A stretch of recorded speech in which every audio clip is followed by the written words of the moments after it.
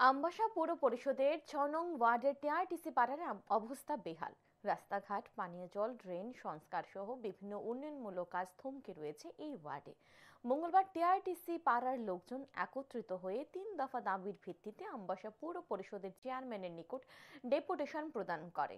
এদিন আমবাসা টিআরটিসি পাড়ার পক্ষ থেকে সম্রাট বসাকের নেতৃত্বে এক প্রতিনিধি দল চেয়ারম্যানের কাছে ডেপুটেশন প্রদান করে।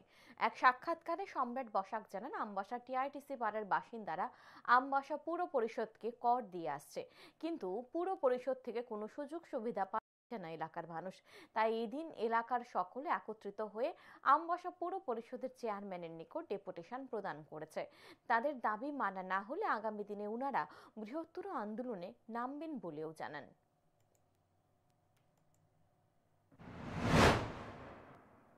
এই কারণে আমাদেরকে সেই ধরনের ফ্যাসিলিটি আমরা দিত না। নগর পঞ্চায়েত থেকে শুরু করে আজকে আমরা বাম আমলও দেখছি এবং কি রাম আমল পর্যন্ত এখন পর্যন্ত সবাই আমাদের সাথে একদম ফুটবল, যেমন ফুটবল খেলা হইতেছে, আজকে করে দিব, কালকে করে দিব, পরশু করে দিব, এই ধরনের কথা কয়েছি না।